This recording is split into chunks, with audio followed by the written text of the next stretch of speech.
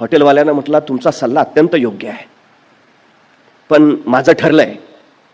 अरे वेडा आहे का तू, ऐक माझं, माझ्याकडे पाठव त्याला, माझ्या कंपनीत काम देतो, प्रगती करत करत तो पुढे जाईल. तर मला नको, आहे ते बरं आहे. मला म्हटलं साहेब सांगा, 20 वर्षापूर्वी तुम्ही ज्यावेळी या कंपनीत लागला त्याचवेळी मी इथं समोसाची टपरी टाकली, त्यावेळी माझा रोजचा धंदा 200 रुपये होता. आज माझा या छोट्याशा हॉटेलमधला रोजचा धंदा 20,000 रुपये आहे. त्यातला 10,000 रुपये माझा मी नफा पकडला तर 3 लाख रुपये मी महिन्याला कमावतो. आणि 20 वर्षात तुम्ही किती पगारावर गेलाय? 75,000 रुपयेवर. 2.25 लाख रुपये मी तुमच्यापेक्षा जास्त कमावतो. मला एका प्रश्नाचं उत्तर द्या मॅनेजर साहेब, आता तुम्ही निवृत्त व्हाल जनरल मॅनेजर पदावरनं, मग तुमच्या पदावर तुमच्या मुलाला लगेच चिटकवता येईल का? असं कसं होईल? त्याला डिग्री घेतली पाहिजे, स्वतःचं श्रेष्ठत्व सिद्ध केलं पाहिजे, त्याच्या मुलाखती होतील, सगळं झाल्यावर मग त्याला ती पोस्ट मिळेल. म्हणजे म्हटला तुमच्या पोराला परत 25 वर्ष शिकलं पाहिजे, परत नोकरीसाठी वाट बघितली पाहिजे, म्हणजे तुमच्या खुर्चीवर तो असा येऊन अजिबात बसणार नाही. म्हणजे शक्यच नाही. माझ्या मुलाचं बरं आहे ना, माझा मुलगा लगेच माझ्या गाडीवर येऊन बसेल हॉटेलवर, त्याला गरज नाही काय करायची.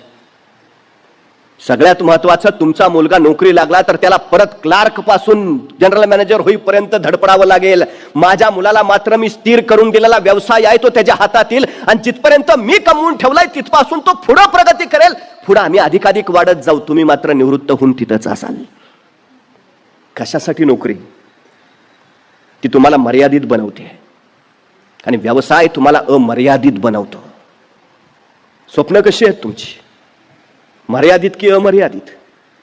मुळात स्वप्न बघायला शिकलं पाहिजे. स्वप्नही 2 पद्धतीनं पाहता येतात, एक डोळे झाकून आणि दुसरी डोळे उघडे टाकून. मिटलेल्या डोळ्यांनी बघितलेली स्वप्न सकाळ झाली की मिटून जातात, आणि उघड्या डोळ्यांनी पाहिलेली स्वप्न सत्यात आल्याशिवाय राहत नाहीत. ही सगळ्यात मोठी गोष्ट आहे. स्वप्न बघायलाच हवीत, आणि ती जेवढी मोठी पाहाल तेवढी उत्तम. हे सगळ्यात चांगलं आहे. कष्ट तिथून करायला हवेत. फक्त थोडीशी एक सगळ्यात महत्वाची गोष्ट आहे, आपल्याला असं वाटतं असंच की काय सोपं आहे, अडचण नाही. व्यवसायात म्हणजे काय? पहिला प्रश्न आमच्याकडे असा असतो की व्यवसाय सुरू करायचा तर भांडवल पाहिजे, कर्जाची सुविधा उपलब्ध पाहिजे, कागदपत्रांची किचकट प्रक्रिया आहे, आणि त्याच्यानंतर पुढचे प्रश्न, मग मार्केटिंग, मग बाकीच्या गोष्टी, मग बाकीच्या गोष्टी. आम्ही यात सगळ्यात यशस्वी होतो का? मग त्याच्यापेक्षा अशी काही पद्धत आहे का की जिथं आम्हाला आमचे हेतूही साध्य करता येतील, जिथं आम्हाला उद्योजक पण होता येईल, स्वतःच्या पायावर उभाही राहता येईल? आज मला वाटतं SP फायनान्स अकॅडमीने नेमकं ते तुमच्यासाठी उपलब्ध करून ठेवलंय. कारण कुठलाही व्यवसाय करताना सगळ्यात महत्वाची गोष्ट जर कुठली असेल तर तुम्हाला प्रशिक्षण ही अत्यंत गरजेची गोष्ट आहे. नाहीतर काय काय माणसं व्यवसाय सुरू करतात, 3 मित्र एकत्र आले आणि त्यांनी व्यवसाय सुरू केला, म्हणजे आपण रिक्षा चालवू. आता 3 मित्रांनी मिळून रिक्षा घेतली, रिक्षातच 3 बसायचे, पॅसेंजर कुठे बसवणार? म्हणजे काय नाही या उपयोग या व्यवसायाचा. असं करू आपण, आपल्याला टायरचा पंक्चर काढता येतो, आपण टायर पंक्चर काढायचं दुकान टाकू. ह्या 3 मिळून दुकान टाकलं, कुठं? 3ऱ्या मजल्यावर. उपयोग काय? व्यवसायाच्या 2 पद्धती आहेत, एक नवीन व्यवसायात उतरणे एकीकडं, आणि पिढीजात व्यवसाय सांभाळणारे दुसरीकडं. पिढीजात व्यवसाय सांभाळणाऱ्यांकडे अनुभव समृद्धता असते, त्याच्या 2 पिढ्या त्यातच असतात. पण नव व्यावसायिक जे होऊ इच्छितात, नव्यानं व्यवसायात उतरू इच्छितात, त्यांच्या मग हा अनुभव नसतो. अनुभव नसेल तर तुम्हाला सगळ्यात महत्वाचं आहे प्रशिक्षण. त्या प्रशिक्षणाच्या शिवाय तुम्ही यशस्वी होऊ शकत नाही. ही सगळ्यात महत्वाची गोष्ट आहे. हा सगळ्यात महत्वाचा मुद्दा आहे. त्यामुळे हे प्रशिक्षण अत्यंत गरजेचं. संधी कुठं आहेत, कुठला व्यवसाय निवडावा, कुठला करावा, दूरदृष्टी ती सगळ्यात मोठी आहे. आमची अडचण काय, मला आठवतं मी ज्यावेळी महाविद्यालयीन काळात होतो त्यावेळी आमच्याकडं प्रत्येक हुशार मुलाला विचारलं काय होणार आहे? इंजिनियर. कुठला? सिव्हिल. पडत गल्लो गल्ली इतके इंजिनियर झाले की ह्यांचीच घरं यांना बांधावी लागली. काळ असतो, लाट येते, आणि त्या लाटेबरोबर आम्ही वाहत जातो. पण असे कुठले व्यवसाय आहेत ज्यांना मरणच नाही, जे अत्यंत गरजेचे आहेत? तुम्हाला माहिती आहे, 25 वर्षापूर्वी जर कधी कुणी म्हटलं असतं पाणी विकत घेऊन प्यावं लागेल तर त्याला वेड्यात काढलं असतं. पण पाणी विकणाऱ्या कंपनीचा मालक आज जगात सगळ्यात जास्त श्रीमंत व्यक्ती म्हणून परवा घोषित झाला. संधी शोधली. अनेक कंपन्या अशा आहेत, काहीच नाहीत प्रोडक्शन करत, मॅन्युफॅक्चरिंग नावाचा प्रकारच नाही त्यांच्याकडं, तरी जगातल्या सर्वोत्तम कंपन्या झाल्यात. नवं शोधायची उर्मी हवी, नवं काहीतरी करायची उर्मी हवी. एक गोष्ट लक्षात ठेवा, पैसे असणारी माणसं पैशावर डाव लावत नाहीत, ती कल्पनेवर डाव लावतात आणि पैशाची गुंतवणूक पैसा बनवण्यासाठी करतात. नव्या कल्पना असायला हव्यात, सतत नवीन नवीन नवीन काय चालेल काय चालेल याचा विचार सतत असायला हवा, हे महत्वाचं आहे. एक दुष्काळी वाळवंटी प्रांत आहे, पाऊस पडतच नाही, नव्हे तिथं काही उगवतच नाही. मग त्या लोकांनी करावं काय? आत्महत्या. शेतात काही पिकत नाही, पाऊस पडत नाही, काय काय काहीच नाही. पण त्यावेळी एका तरुणाच्या लक्षात आलं, इतर कुठली पिकं इथं येत नाहीत, पण आपल्या देशामध्ये बाबळी मात्र आम्हाप येतात. बाबळी आहेत ना, बाबळीपासून काय मिळवता येईल? काटे, पिवळी फुलं. त्याच्या लक्षात आलं, बाबळीला डिंक येतो, डिंकाची गरज आहे. आणि त्या तरुणानं स्वतःचा व्यवसाय सुरू केला. तुम्हाला आश्चर्य वाटेल, सुदान नावाचा आता छोटासा देश संपूर्ण जगाला डिंक पुरवतो आणि स्वतःची अर्थव्यवस्था निव्वळ त्या डिंकावर मजबूत करून घेतो. तुमच्याकडे काय आहे याचा आधी विचार करा. तुमच्याकडे जे नाही त्याच्या विचारात उगाच वेळ खर्चच करू नका. ही सगळ्यात महत्वाची गोष्ट आहे. आम्ही कमतरतांवर जास्त विचार करतो, पण जी माणसं कमतरताना बलस्थानं बनवतात ती माणसं यशस्वी होतात, ही सगळ्यात महत्वाची गोष्ट आहे. तुम्हाला उत्तम बोलता येतं ना, तुम्ही उत्तम मार्केटिंग करू शकता. एखादी गोष्ट लोकांच्या गळी उतरवता येते ना, तुम्ही उत्तम व्यवसाय करू शकता. एखादं कौशल्य तुमच्यात आहे ना, तुम्ही नवं काहीतरी निर्माण करू शकता. स्वतःत काय आहे याचा शोध घेणं ही सगळ्यात महत्वाची गोष्ट आहे. हा सगळ्यात महत्वाचा मुद्दा. काहीतरी करणं हे फार महत्वाचं आहे. इच्छा असेल, प्रशिक्षण देणारे तयार आहेत, तुम्ही फक्त त्यात उतरायला हवा. मी वारंवार सातत्यानं सांगतो, एका ठिकाणी लिलाव चालला होता, वेगवेगळ्या वस्तू त्या लिलावात विकल्या जात होत्या. बोली लावणाऱ्यानं त्या लिलावाच्या वस्तूतनं एक कळकट मळकट झालेलं व्हायोलिन उचललं आणि त्यांनी बोली लावली. या व्हायोलिनची किंमत आहे 1000 रुपये. बोला, कोण बोली लावणार? त्या कळकट मळकट व्हायोलिनकडे बघितल्यावर कुणी बोलीच लावेना. शेवटी किंमत उतरत उतरत त्याची 100 रुपयावर आली. 100 रुपयाला तरी कुणी ते व्हायोलिन घेईल, पण कुणी ते 100 रुपयालाही घेतलं नाही. बोली लावणाऱ्यानं ते व्हायोलिन बाजूला ठेवून दिलं.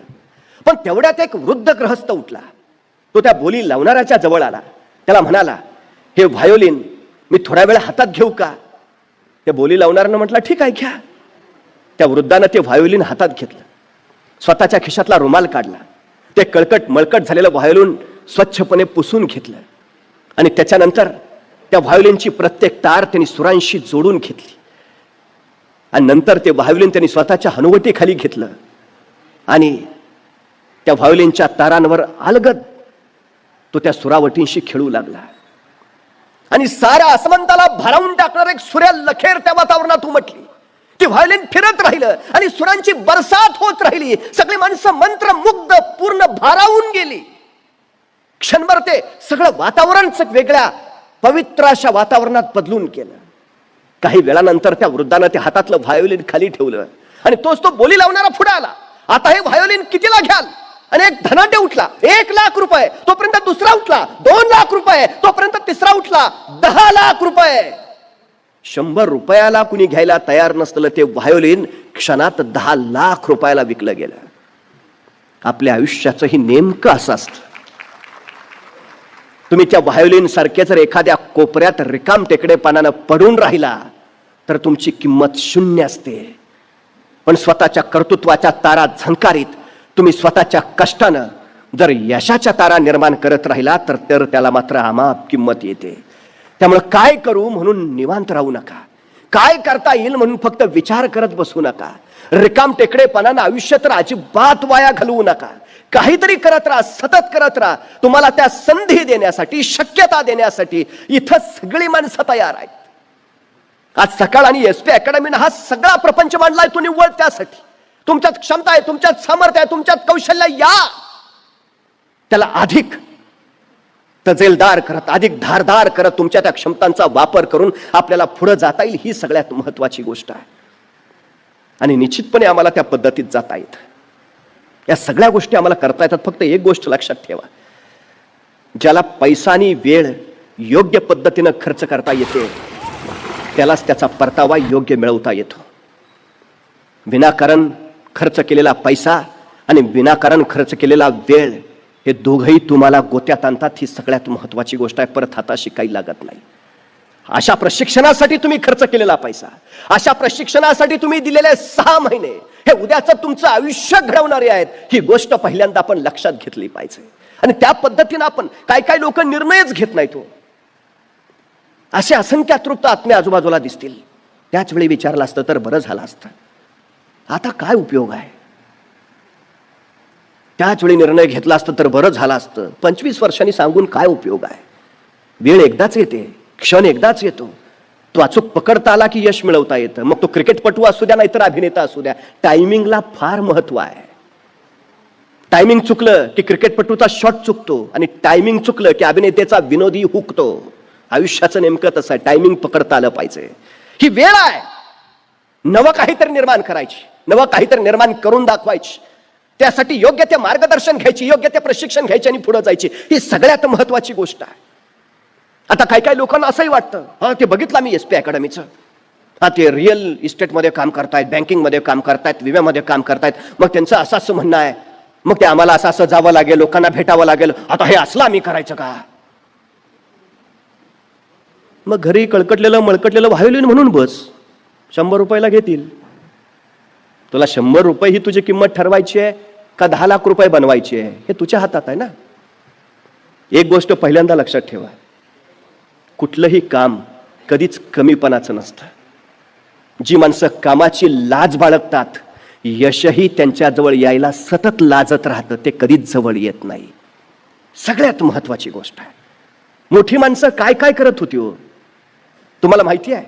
पुणे जिल्ह्यातल्या खेड तालुक्यातल्या कोथळे गावचा शिवाजी गायकवाड नावाचा पोरगा, नोकरीनिमित्त वडील रामोजीराव गायकवाड, आई जिजाबाई बेंगलोरला स्थायिक झाले. परिस्थिती अत्यंत हलाखीची होती.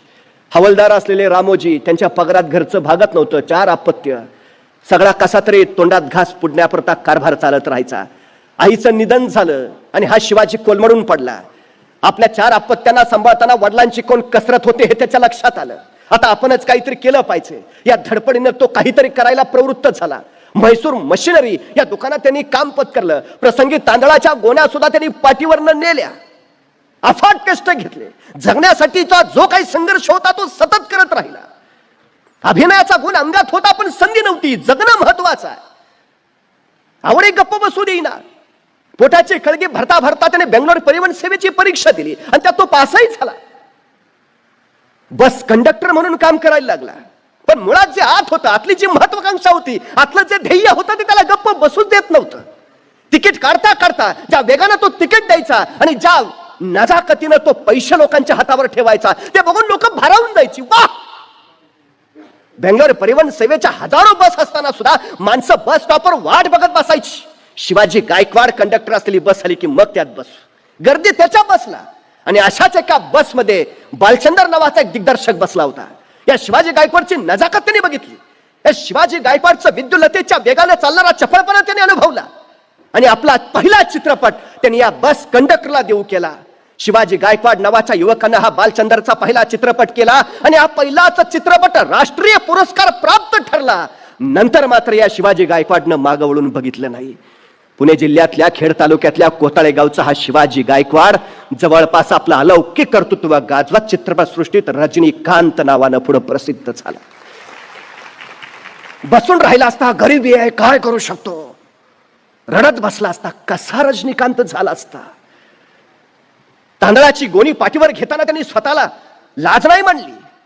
म्हैसूर मशिनरीमध्ये काम करतात त्यांनी लाज नाही मानली. ध्येयाचं विस्मरण नाही होऊ दिलं. काय व्हायचंय तो झाला. तुमचं ठरलंय ना करोडपती व्हायचंय, तुमचा ठरलाय ना, ध्येयाच्या दिशेनं वाटचाल करत राहा.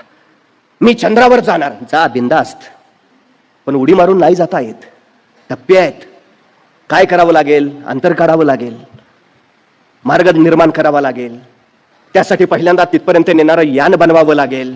ते यान बनवण्यासाठी पैशाची जुळवाजुळव करावी लागेल. ती जुळवाजुळव करण्यासाठी तुला वेगळ्या उत्पन्नाचे स्रोत तयार करावे लागतील. ते करण्यासाठी तुला आणखी काहीतरी वेगळं करावं लागेल. म्हणजे एखादं ध्येय ठरवलं तर त्याचे हे टप्पे आहेत, ह्या टप्प्यांनीच जावं लागेल. तुम्हाला हे टप्पे SP अकॅडमी निर्माण करून देते. चंद्रावरच जायचं आहे, करोडपती व्हायचंय, अब्जोपती, स्वप्न पुरीच करायची आहेत. हे टप्पे फार महत्वाचे आहेत. कष्ट करावंच लागेल. यशाला शॉर्टकट नसतो. आणि एकदा यशाची वाट सुरू झाली की त्याला U-टर्न सुद्धा नसतो. ही सगळ्यात महत्वाची गोष्ट आहे. सुरुवात तर करा, चालायला तर लागा, अडचण काय आहे. पण जे कराल ते सर्वोत्तम करा, जे कराल ते सर्वोत्कृष्ट करा. अहो त्यातही प्रचंड मोठेपण आहे. तुम्ही काय करता याला महत्व नाही, तुम्ही कसं करता याला फार महत्व आहे. झोकून द्यावं लागतं, स्वतःला गाडून घ्यावं लागतं. 35 वर्ष अव्याहतपणे शिवाजी महाराज रयतेच्या राज्यासाठी झटत राहिले, तेव्हा लोककल्याणकारी स्वराज्य उभा राहिलं. बुडती हे जन बघून जगद्गुरु तुकोबरायांनी दीर्घ चिंतन केलं. त्यावेळी गाथेचं निर्माण झालं. एडिसननं स्वतःला प्रयोगशाळेत गाडून घेतलं. त्यावेळी जगाला सुकर करणारे अनेक शोध लागले. डार्विननं स्वतःला चिंतनात गुंतवून घेतलं. त्यावेळी उत्क्रांतीवादाचा सिद्धांत मिळाला. सहज कुणालाच कधी काय मिळालं नाही आणि मिळतही नाही. कष्टाची तयारी ठेवावीच लागते, मेहनत करावीच लागते. संधी आणि शक्यता निर्माण होत असतातच. संधीचं मेहनतीत रूपांतर करता आलं पाहिजे आणि मेहनतीवर कष्टाचं फळ मिळतच. पण कष्टाचं फळ मिळाल्यावर एका फळावर संतुष्ट राहायचं का त्या फळाची बीजा आणखी कुठं कुठं पेरायची आणि त्यातून अपार मिळवत राहायचं, हा विचार तुम्हाला समृद्धीकडे नेतो. हा विचार फार महत्वाचा आहे. यशस्वी व्हालच, पण सर्वोत्तमतेचा ध्यास धरा. काम कुठलं आहे त्याचा विचार अजिबात करू नका. हे सगळ्यात महत्वाची गोष्ट आहे. सगळ्यात. तुम्ही विमा क्षेत्रात काम करा, संधी आहे. तुम्ही इस्टेट क्षेत्रात काम करा, अफाट संधीचे प्रांत आहेत तुमच्यासाठी, अफाट. ते सगळं इथं विस्तृतपणे मगापासून सगळ्यांनी सांगितलं. फक्त एकच, काही मिळवायचं आहे तर काही द्यावं लागेल, काही कमवायचं आहे तर काही पेरावं लागेल, काही गाठायचं आहे तर स्वतःचं तेवढं योगदान द्यावं लागेल. त्याच्या बळावरच तुम्ही त्या शिखरावर पोहोचू शकता. खरं तर अब्राहम लिंकन यांचे वडील चांभार होते. एका चांभार काम करणाऱ्याचा मुलगा अमेरिकेचा राष्ट्राध्यक्ष झाला. आमची कायम अपेक्षा असते प्रत्येक बापाची, जे माझ्या वाट्याला आलं ते माझ्या मुलाच्या वाट्याला येऊ नये. जे मी करू शकलो नाही ते माझ्या मुलाने केलं पाहिजे. मी त्याला भाड्याच्या घरात घेऊन राहत होतो, माझ्या मुलाचा स्वतःचा बंगला असला पाहिजे. आमची अपेक्षा असते की आम्ही 2 व्हीलरवरनं फिरलो, माझ्या मुलानं 4 चाकीतनं गेलं पाहिजे. प्रत्येक बापाची इच्छा आहे. पिढ्यानपिढ्या ह्या इच्छा वाढत राहतात. पण मला एक सांगा, हे सगळं मिळवण्यासाठी किती वडील आपल्या मुलांना तू टाटा हो, तू बिर्ला हो, तू अंबानी हो असं सांगतात? चुकूनही नाही. आमचे वडील मुलाला सांगतात डॉक्टर हो, इंजिनियर हो, वकील हो, प्राध्यापक हो. काहीच नाही जुळलं तर माझ्या जागेवर तरी चिकट. ही स्वप्न आम्ही मोठी केली पाहिजेत. आता पालकांनी नव्या पिढीला सांगितलं पाहिजे, व्यवसायात उतर, इथं संधी आहे. उद्योगात उतर, इथं कार्यक्षेत्र उत्तम आहे. हे मार्गदर्शन ज्यावेळी घडेल त्यावेळी उद्याची पिढी आमची आपोआप या क्षेत्रामध्ये उत्तम आणि सर्वोत्तम होईल. अब्राहम लिंकनचा तो संसदेतला पहिला दिवस होता. अमेरिकेतले अमीर, उमराव, सरदार आणि राजेशाही, संसदेत असणारी मोठमोठी लोक, यांना मनात प्रचंड खंत वाटत होती. एक चांभाराचा मुलगा राष्ट्राध्यक्ष झाला आणि त्याच्या हाताखाली आम्ही काम करायचं. आपल्या संसदेतल्या पहिल्या भाषणासाठी अब्राहम लिंकन उठून उभा राहिले आणि ते बोलायला सुरुवात करणार तेवढ्यात एक अहंकारी संसद उभा राहिला. म्हणला, लिंकन तुम्ही विसरू नका, तुम्ही एका चांभाराचे मुलगा आहात. स्वतःच्या पायातला बूट त्यांनी लिंकनला दाखवला. हा बूट तुमच्या वडिलांकडूनच मी शिवून घेतलाय. सगळ्या संसदेला वाटलं केवढा मोठा प्रचंड अपमान लिंकनचा. पहिलंच भाषण, राष्ट्राध्यक्ष, आणि एवढा घोर अपमान. हे सगळं ऐकलं. अब्राहम लिंकन शांत पुढं बोलायला लागले. त्या समोरच्या अहंकारी सद्ग्रस्ताला म्हणाले, बरं झालं या प्रसंगी तुम्ही मला माझ्या वडिलांची आठवण करून दिली. मला आनंद वाटला की तुम्ही सगळे माझ्या वडिलांकडूनच बूट बनवून घेत होता. हो, माझे वडील अमेरिकेतले सर्वोत्कृष्ट चंभार होते. त्यांच्यासारखा बूट कोणी बनवूच शकत नाही. आज तुम्ही आठवण करून दिली, बरं झालं. मी माझ्या वडिलांसारखा सर्वोत्कृष्ट व्हायचा प्रयत्न करेन. निश्चितपणे त्यांच्यासारखा सर्वोत्तम होणं मला जमणार नाही, सर्वोत्कृष्ट होणं मला जमणार नाही, याची मला जाणीव आहे. पण ते त्यांच्या कार्यात जसे सर्वोत्तम होते, तसे राष्ट्राध्यक्ष म्हणून मी माझ्या कार्यात सुद्धा सर्वोत्तम होण्याचा प्रयत्न करेन. आणि वडिलांबरोबर राहताना बूट शिवायचं थोडंसं शिक्षण मला माझ्या वडिलांनी दिलंय. माझे वडील आता राहिले नाहीत, पण त्यांनी शिवलेले बूट मात्र तुमच्या सगळ्यांच्या पायात आहेत. जर यदा कदाचित ते बूट टोचत असतील, लागत असतील, घट्ट होत असतील अथवा सैल होत असतील, तर मला जरूर सांगा, मी ते दुरुस्त करून देईन. अमेरिकेच्या राष्ट्राध्यक्ष पदावरचा माणूस पहिल्या भाषणात हे सांगतो, कामाची लाज नाही, अजिबात नाही. हो, मी झाडू मारतो, पण मला अभिमान आहे, या जगात माझ्यासारखा दुसरा कुणीच झाडू मारू शकत नाही. ही माझी सर्वोत्तमता, ही माझी सर्वोत्कृष्टता आहे. ज्या क्षेत्रात जाल, उद्योग असेल, व्यवसाय असेल, आणखी जिथं जाल तिथं फक्त एक मंत्र लक्षात राहू द्या, इथले सर्वोत्तम होईल, सर्वोत्कृष्ट होईल. विष्णू शास्त्री चिपळूणकर असं म्हणायचे, मी मराठी भाषेतला शिवाजी आहे. म्हणजे शिवाजी हे फक्त नाव नाही, शिवाजी हे फक्त व्यक्तित्व नाही, तर शिवाजी हे सर्वोच्चतेचं परिमाण आहे. मला काय व्हायचं आहे, तर माझ्या क्षेत्रातलं सर्वोत्तम, सर्वोच्च व्हायचं आहे. हे सर्वोच्चता म्हणजे तुमचं सगळ्यात मोठं यश. तुम्ही इथं आला आहात याचा अर्थ तुम्हाला उद्योजक व्हायचं आहे. तुम्ही इथं बसला आहात याचा अर्थ तुम्हाला तुमचं विश्व घडवायचं आहे. याचाच अर्थ तुम्ही तुमचं समृद्ध जीवन घडवण्याच्या पहिल्या टप्प्यावर आला आहात.